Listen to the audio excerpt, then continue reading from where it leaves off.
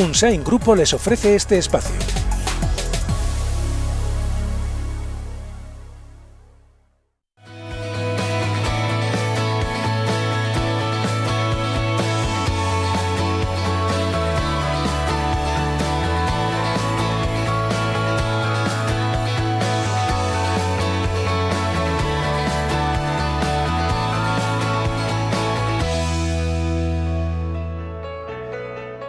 Seguimos con el debate parlamentario, las consecuencias en positivo de la renta garantizada en Navarra, en positivo o en negativo. Vamos a escuchar en primer lugar al vicepresidente de Derechos Sociales que acudía al Parlamento, Miguel Laparra, para explicar los detalles de esta renta que ayuda a personas que verdaderamente lo necesitan. También se habla del control y de cómo evitar el fraude en el cobro de este dinero garantizado. De la renta garantizada en 2017 se beneficiaron casi 16.000 familias y un total de 35.500 personas. Han subido los perceptores en un 11% con respecto al año anterior. Esas personas han recibido de media 641 euros mensuales durante un periodo de unos 3 años. Desde 2014 ha supuesto un 27% de aumento. También ha subido el dinero destinado. En los últimos años ha pasado de unos 49 a 98 millones de euros, por lo que se ha duplicado. El impacto de la renta garantizada es claramente positivo en términos de cohesión social, de aumento de la seguridad, de aumento de la estabilidad de nuestra sociedad y también de aumento de la igualdad de oportunidades para todos. Y lo fundamental, entendemos también, es un instrumento clave ahora mismo de garantía de los derechos más básicos de las personas en Navarra y el derecho en concreto a una vida digna. El Departamento de Derechos Sociales ha calculado cómo repercute la renta garantizada en Navarra. Estima que más de 1.200 empleos son los que se crean gracias a la puesta en circulación de casi 100 millones de euros de ayuda. Estos retornan a la economía en su integridad y unos 15 además acaban en Hacienda. Los hogares perceptores de renta garantizada pueden entender muy bien que no haya la propensión al ahorro sea prácticamente cero, porque el objetivo esencial es mantener las necesidades básicas. El consejero Laparra ha negado que el aumento de las percepciones de la renta garantizada haya producido un efecto llamada de población necesitada. Analizamos estos datos que aporta el vicepresidente de Derechos Sociales. ¿Ha habido o no efecto llamada? ¿Cuál es la preocupación que plantea Unión del Pueblo Navarro? Vamos a ver, nosotros hicimos una enmienda a la totalidad de esta ley porque consideramos en primer lugar que el sistema que está planteando el Gobierno de Navarra es un sistema basado en la percepción. Y nosotros no queremos hacer un sistema basado solamente en el dinero que se recibe, sino también en la inclusión social de esas personas. Nosotros creemos que hay que garantizar el derecho a esa inclusión social. No vale solamente con hacer un sistema en el que damos dinero a la gente y nos despreocupamos de ellos. Y hoy tenemos un sistema en el que ha convertido este cuatripartito en el que los centros sociales ya son casi solamente meros administrativos de la gestión de todos estos procedimientos, pero no hay un acompañamiento individual de esas personas que tienen que tener el derecho a que se les acompañe a la búsqueda de una solución en su vida cuando la quieren tener. Y eso me parece fundamental. Por otro lado, nosotros no somos los que estamos hablando de efecto llamada, que también lo están haciendo las organizaciones que trabajan en esto en la comunidad, lo está haciendo, por ejemplo, Cáritas, lo están haciendo las organizaciones. Mire, le voy a leer lo que ha dicho una organización este mes. En varias localidades desde hace tiempo se viene observando la llegada y empadronamiento de familias de otras provincias, particularmente de zonas limítrofes como La Rioja. ¿Y eso por qué? Porque hoy en Navarra tenemos un tercio de las unidades familiares que son receptoras de estas ayudas que están en esta situación, y algunos de ellos, muchos, se están produciendo por un efecto llamada, porque aquí se ha puesto unas normativas laxas que hacen que otras personas vengan solo para cobrar una percepción. Y yo creo que el sistema, y con esto acabo, el sistema que tenemos que tener en esta comunidad tiene que ser un sistema garantista, tiene que tener derechos para las personas que están sufriendo, pero tiene que tener obligaciones también para esas personas, como es la búsqueda activa de una oportunidad, y la administración tiene que acompañar a las personas en ese proceso. Pero el vicepresidente Laparra habla de instrumento de garantía para estas personas y habla también de cohesión social, señor Martínez. Sí, a mí me llama mucho la atención que teniendo algo tan socialmente positivo, tan socialmente encomiable como la ley de renta garantizada y su puesta en marcha, pues vengamos a la televisión a hablar de si está habiendo un efecto llamada o no. Yo creo que tenemos que decir, primero, la puesta en marcha de la ley de renta garantizada es un gran logro de la sociedad navarra, un gran exponente de la solidaridad de la sociedad navarra para con las personas en situación de exclusión o en riesgo grave de pobreza, entre ellos fundamentalmente la infancia, los niños. La sociedad navarra, mediante la aprobación de esta ley, lo que ha hecho ha sido asegurar a muchísimas personas, a casi 6.000 personas, el derecho a una vida digna. Y yo creo que eso es lo primero que tenemos que decir. Dicho esto, que lo quiero recalcar porque creo que es lo más importante, Cáritas no dijo que se estaba dando un efecto llamada, sino que había que analizar la posibilidad de que se estuviera dando un efecto llamada.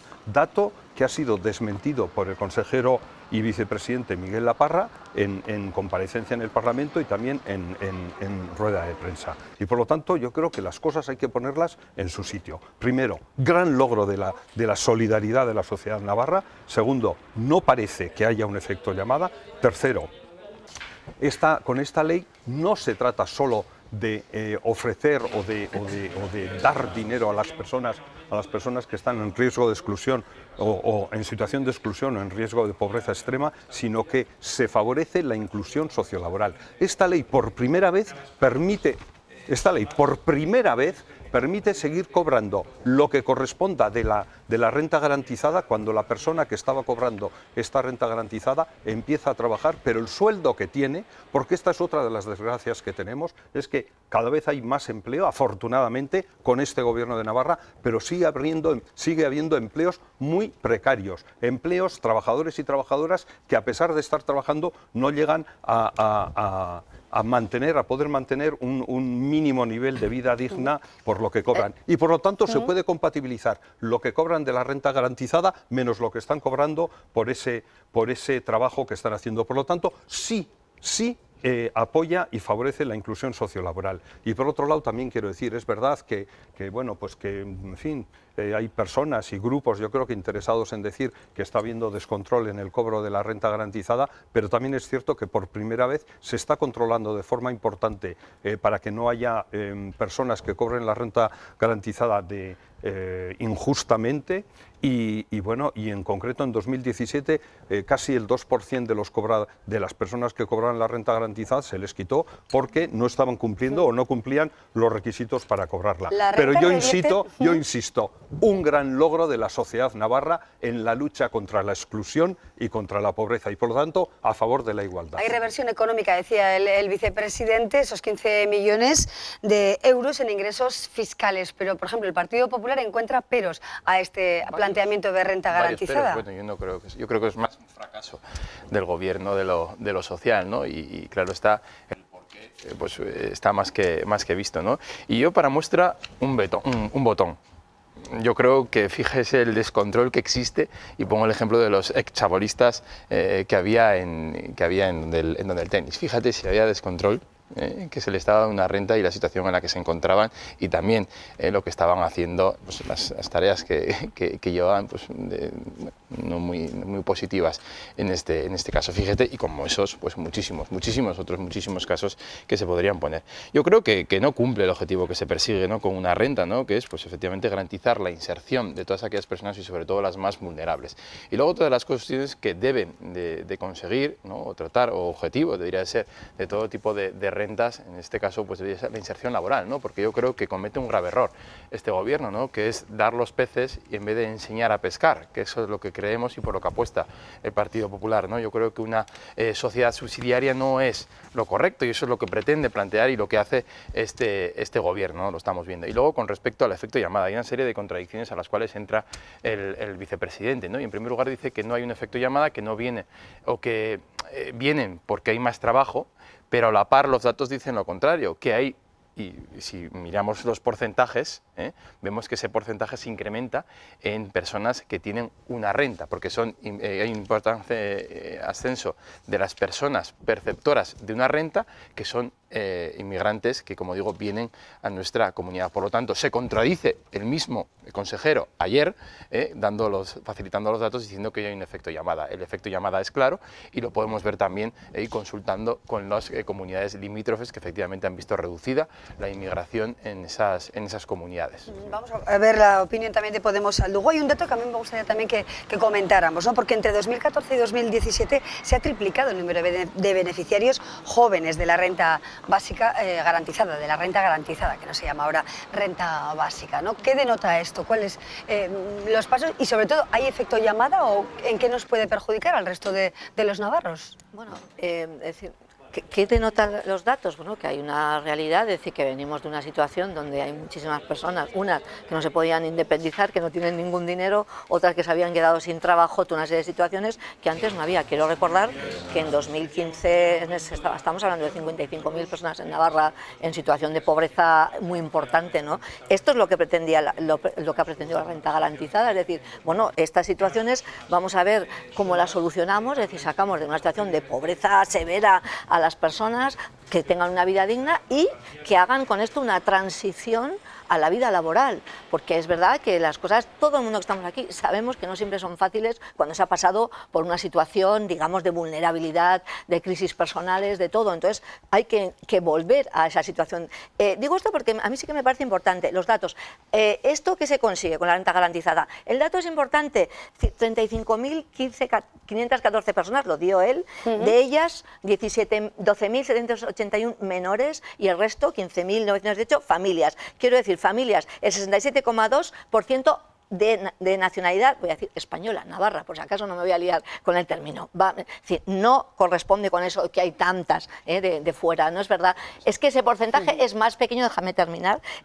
O sea, antes era mayor, y los datos están, digo que los podemos tener, era mayor. Y además, bueno, quiero destacar en esas familias también muchísimas familias monomarentales que habían estado ausentes en todo este tipo de cuestiones. Y me parece importante recordar cómo esta renta garantizada recoge no solo el criterio de cómo solucionamos ese problema, sino además aquellas cosas que se habían detectado en la anterior que creaban problemas. Por ejemplo, las personas mayores de 65 años que es un problema que cada día lo tenemos más en la prensa, los problemas de la vejez, de la soledad, de la gente que no tiene nada, estaban fuera, han entrado el tema, y a mí me parece vamos, completamente necesario y solidario. Aquellas personas que estaban en situación de irregularidad con criaturas hasta 16 años. Vale. Esto lo estamos defendiendo también en sanidad, que tengan derecho. Déjame terminar, porque es importante. Bueno, vamos a ir acordando un poco. Solo digo eso, que tenemos más temas el tema de cómo se hace la inserción laboral, planteando que no se pierda, efectivamente, como se ha explicado, o que incluso encuentras un trabajo, luego puedas y te vuelves a la calle, puedas volver a incorporarte fácilmente. Todo eso permite, además del control, y decías, efecto llamada, ya te he dicho, los datos no lo dicen. Tere, vamos a ver, yo creo que hay que explicar las cosas como son. Vamos a ver, en primer lugar, la renta garantizada no es algo que haya hecho este gobierno. La renta garantizada, no digo, a ver, estoy aclarando porque la gente que nos ve por la televisión no tiene el mismo conocimiento que podemos tener los que nos dedicamos a esto, y a mí me gusta que la gente pueda seguir el debate y entender de lo que estamos hablando. La renta garantizada lleva muchísimos años en esta comunidad y se ha hecho una ley que cambia algunas cuestiones de la renta garantizada, pero que no es un derecho nuevo. Por tanto, hay muchísimos años en esta comunidad donde una Navarra que ha sido solidaria ha ayudado a mucha gente que está en situaciones de dificultad.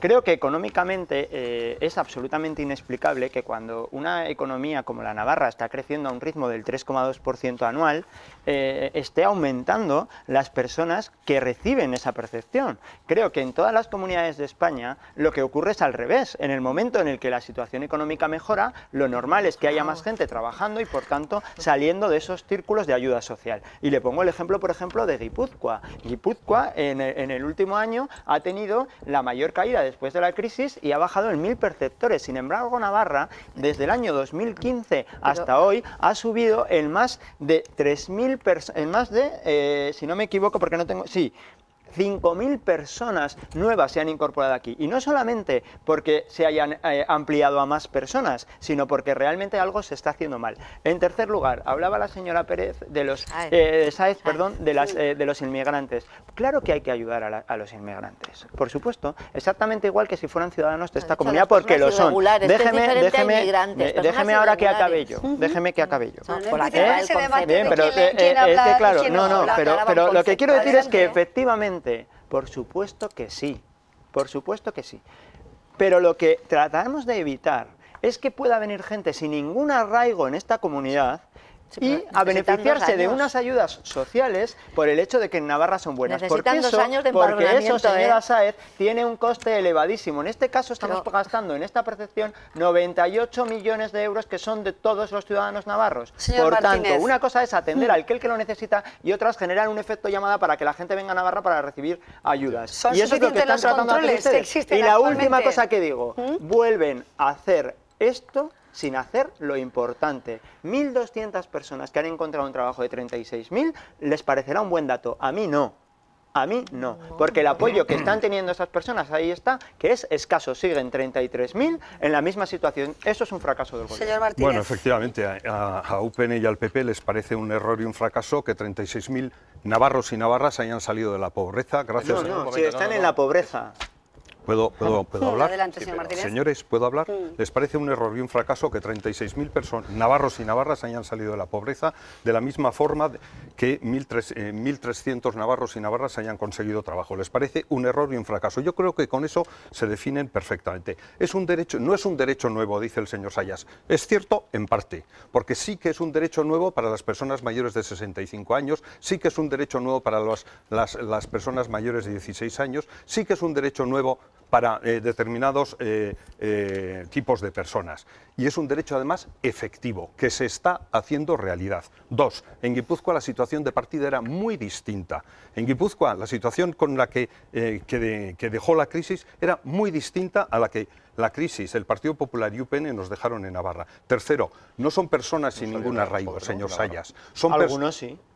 No, señor esta Sayas. comunidad, sí. Señor Sayas, déjeme terminar. Muchas gracias. Señor Sayas, no son personas sin ningún arraigo con esta comunidad, en esta comunidad. Se requiere un mínimo de 2 años de domiciliación en Navarra para poder pedir la renta garantizada. Y si son familias con menores, 1. No son personas sin ningún arraigo. No digan falsedades que asustan a la gente. Yo creo que queda- De todas formas, yo no sigo sigo insistiendo. Queda claro. Vamos Es a un seguir. gran Lo logro dejamos. de la solidaridad de la sociedad. Yo creo que tenemos las cuestión posturas que es muy muy claras, básica. señor No, García. que acerca todo de es la muy renta básico para garantizada. usted. Un informe Pero lo que ha hemos dicho debatido claramente. recientemente Un error, en el que usted lo ha dice que calificado el de un incremento, error. hay un informe que dice que el incremento del presupuesto en derecho social en ningún momento está garantizando el buen gestionamiento de los servicios sociales como lo está haciendo a nivel nacional. Yo creo que es un informe que lo hemos debatido el en Partido diferentes Popular, ocasiones. sí. El Partido Bueno, vamos a Popular hablar, se ocupa ahora vamos de a las hablar de comunidades. otro En informe. otras Hoy comunidades. tenemos la oportunidad Oye, no acepta en nuestra la realidad. tertulia, señor Sí. García, señor Martínez, de charlar también acerca de otra situación, desde luego que ha generado cierta convulsión en el Parlamento de Navarra, y en este caso miramos directamente a la formación de Teresa Sáez, al grupo Podemos, como saben ustedes, con ciertos desequilibrios, con posibles cambios de portavocías y con un informe que se pide para analizar este tema de las portavocías. Hoy buscamos también la opinión, en este caso de Teresa Sáez, de cómo impacta esta situación en la formación que actualmente, o en las formaciones que actualmente gobiernan nuestra comunidad, y cuáles son los pasos siguientes a dar, Tere. Bueno, pues la verdad que me gustaría que me permitieseis primero, en nombre de Podemos, no mío personal, pedir perdón a todas aquellas personas que están en estos momentos en los círculos de Podemos trabajando y trabajando mucho, aquella gente que nos ha votado, aquella que no nos ha votado y quería el cambio como fuera y que en Navarra se convirtiera esta sociedad en algo más solidario y mejor. La verdad, el perdón por delante, porque efectivamente lo que se ha hecho no ha creado precisamente ánimo, sino todo lo contrario, así que lo pongo por delante.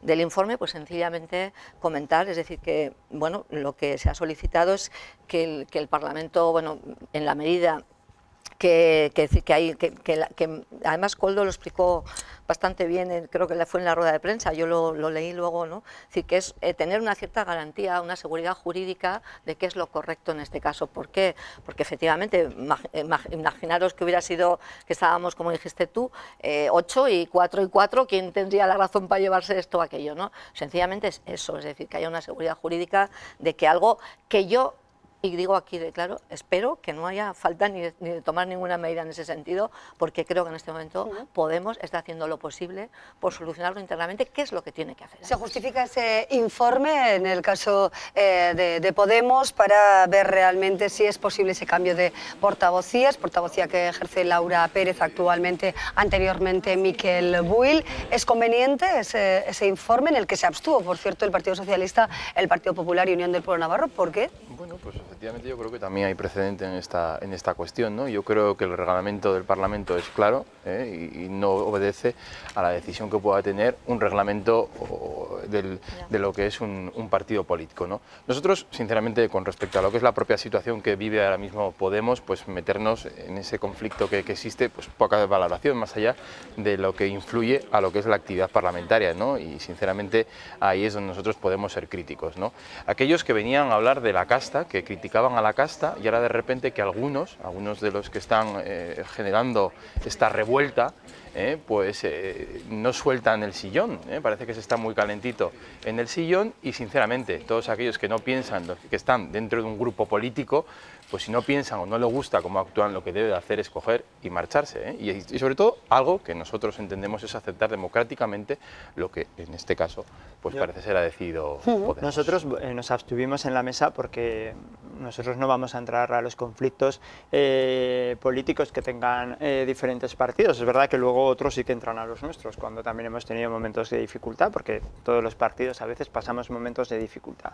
Pero a mí me parece que el reglamento en esto es clarísimo, los grupos parlamentarios, y no hacía falta, o sea, yo creo que lo que habría que haber votado ahí es que no, porque está clarísimo jurídicamente, y así lo pondrán de manifiesto, no tengo ninguna duda, los letrados de la Cámara, porque los grupos parlamentarios se rigen por una cuestión que es la democracia interna. Y por tanto, cuando algo se decide por la mayoría de los miembros de un grupo parlamentario, el Parlamento en sí no tiene nada que decir en lo que son sus órganos de dirección o sus órganos de representación. Y yo solo quiero acabar con dos cuestiones. En primer lugar, pues que parece llamativo que un partido que decía que venía a hacer la política de otra manera lleve 4 años en luchas caínitas por posiciones de poder. Eso es lo que estamos viendo en Podemos desde que ha empezado esta legislatura, que si una es la secretaria general, que cuando este otro se rompe el partido, que luego uno quiere ser el portavoz, que al día siguiente yo te quito la portavocía, que te echo del grupo parlamentario. Eso es lo que estamos viendo, y estamos viendo muy poca política y estamos viendo mucho politiqueo. Y yo solo acabo también con otra cosa diciendo que, hombre, que me hace mucha gracia que el otro día la presidenta del Parlamento, en concreto a mí y a otra persona, nos dijo que veníamos al Parlamento a hacer circo y que ya quisieran muchos teatros tener este espectáculo en su parrilla.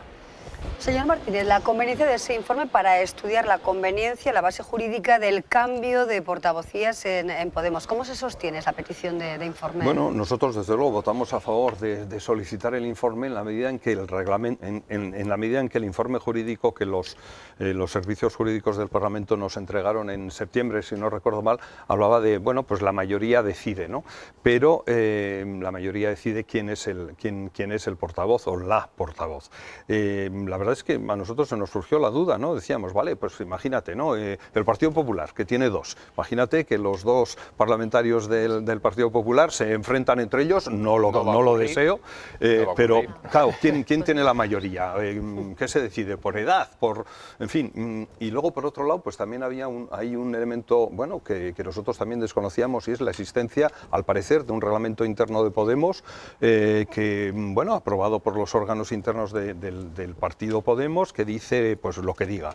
Entonces nosotros ante la existencia de estos 2 factores dijimos, hombre, si algún día, vale, en el Partido Popular no, igual pasa en Izquierda Esquerra, que también tiene 2, o en Euskal Herria Bildu, que tiene 8, ¿no? Es decir, si hay una fractura y se van 4-4, 1-1, 1-1, pues ¿cómo se decide esto? Entonces pedimos un informe jurídico, que me imagino que lo tendremos en la mano el lunes que viene, y con ese informe que nos da pues cierta mayor seguridad jurídica, pues lógicamente, bueno, tomaremos una cosa que ¿puedo terminar, Javi? Sí. Gracias. Tomaremos la decisión pertinente. Y yo, pues desde luego, pues hombre, lamentar que en un partido amigo pues haya estas fricciones. Yo espero que deseo que las solucionen de la mejor manera posible, pues como desearía si pasara en cualquier otro lado. Los críticos siguen pidiendo el cambio de portavoz, Tere. Sí.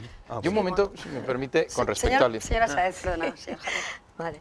Quiero decir, bueno, parece que están en su derecho. Desde luego creo que no deberían hacerlo, por lo que he dicho antes, porque en este momento tenemos que hacer un camino de la búsqueda de la solución, porque es fundamental, porque Podemos tiene muchas esperanzas de mucha gente y tenemos que hacer que esto vuelva a tener esa salud, ¿no? Yo solamente quería aclarar una cuestión. Claro que Podemos tiene su propio reglamento y es lo único que decimos en este tema, es decir, es que parece ser, y aquí hay una incoherencia, además es así y es así, pero hay una incoherencia entre las personas, no somos las depositarias de los votos, hoy por hoy nos presentamos en siglas y en proyectos y en programas, o sea, no nos presentamos como personas individuales, que ojalá, yo les digo de verdad que ojalá, pero no es el caso. Entonces, claro, lo lógico, entre las personas existen disensiones, lo lógico, ¿no? Pero lo lógico es decir que ese grupo se ha dotado de su propio reglamento, un reglamento nuestro que dice que efectivamente las personas portavoces y muchas más cosas corresponde decirlas al Consejo Ciudadano, que es quien lo ha decidido. Muy brevemente, muy brevemente, ¿no? García. Nosotros hemos solicitado en varias ocasiones diferentes informes jurídicos para realizar la actividad parlamentaria y siempre se nos ha negado porque dicen que no están para los partidos, ¿no? Y en este caso me sorprende, ¿no?, cómo el cuatripartito permite que se utilicen a los letrados de la Cámara pues para hacer un informe propio para intentar arreglar la situación de Podemos, cuando, insisto, nosotros hemos solicitado en diferentes ocasiones para trabajar en el día a día. Bueno, pero me hace gracia el hecho de cómo realmente cómo actúan los diferentes grupos. El señor García sabe gobierno perfectamente a qué informes jurídicos se refiere y por qué, le puedo por qué la mayoría de la mesa y junta de portavoces ha echado atrás la petición. No les interesa. Bueno, a la espera del desarrollo de ese informe jurídico. Democráticamente hemos decidido que no al lugar. Señor Martínez, y a la espera del desarrollo de ese informe jurídico, y tenemos que terminar, desde luego el debate continuará seguramente ahora en sus entornos más cercanos. Gracias, señores parlamentarios, señora parlamentaria, gracias por estar aquí y darnos sus diferentes opiniones acerca de estos temas de actualidad que interesan a los ciudadanos. Hacemos una pausa y continuamos. Que disfruten de la semana. Gracias a todos. Adiós. Gracias, Amaya.